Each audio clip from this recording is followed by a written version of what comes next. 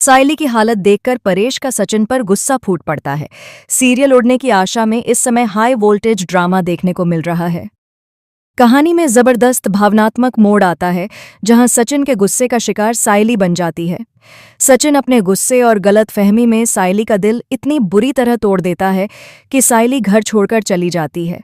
वह पूरी तरह टूट चुकी होती है और अकेले ही घर से निकल जाती है।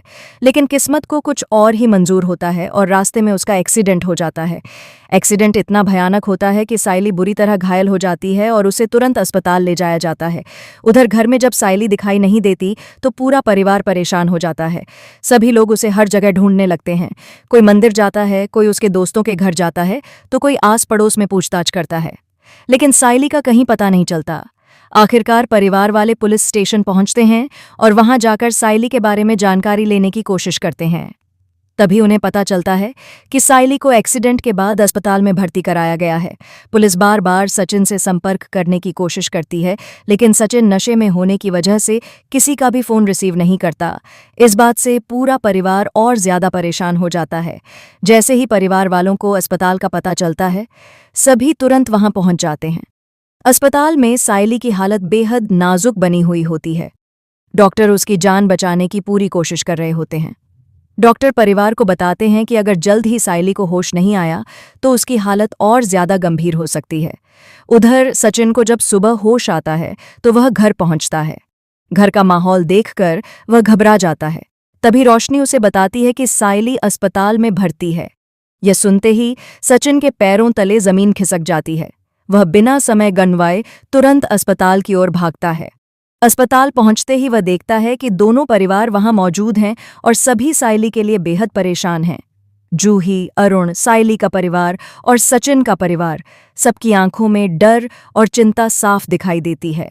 सचिन जब वहां पहुंचता है तो उसकी हालत अभी भी नशे की वजह से खराब होती है। वह लड़खड़ाते हुए पूछता है कि सायली को क्या हुआ। तभी परेश का गुस्सा फूट पड़ता है। परेश बिना कुछ सोचे समझे सचिन को जोरदार थप्पड़ मार देता है।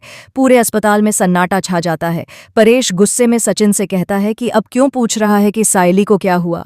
जब सायली तुझे समझा रही थी तब तूने उसकी एक नहीं सुनी। तू नशे में पता नहीं उसे क्या क्या कह गया होगा। परेश सचिन को खूब खरी खोटी सुनाता है। वह कहता है कि सायली ने हमेशा इस परिवार को जोड़कर रखने की कोशिश की। अगर उसने जूही और अरुण की शादी करवाई तो वह किसी मजबूरी में ही किया होगा। किसी भी इंसान को अपनी जिद से पहले यह सोचना चाहिए कि उसकी जिद की वजह से किसी और पर क्या बीत सकती है। परेश सचिन को याद दिलाता है कि सचिन ने पहले ही इस रिश्ते को स्वीकार नहीं किया था और उसे जूही की हालत भी पता थी। फिर भी उसने सायली की एक नहीं सुनी और सायली को मजबूरी में फैसला लेना पड़ा। परेश आगे कहता है कि सायली ने हमेशा इस घर को बचाने की कोशिश की, लेकिन सचिन अपने ही रिश्ते को तोड़ने पर उतर आया। उसने कभी यह सोचने की कोशिश नहीं की कि सायली के दिल पर क्या बीत रही होगी। परेश गुस्से में सचिन को कहता है कि अगर सायली को कुछ भी हुआ तो वह उसे कभी माफ नहीं करेगा। यह सुनकर सचिन पूरी तरह टूट जाता है। परेश सचिन को धक्का देकर वहां से बाहर निकाल देता है।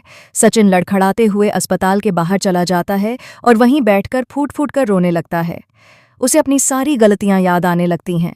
उसे सायली की बातें, उसका प्यार और उसका साथ सब कुछ याद आता है। वह भगवान के सामने जाकर सायली की जिंदगी के लिए गिड़गिड़ाने लगता है।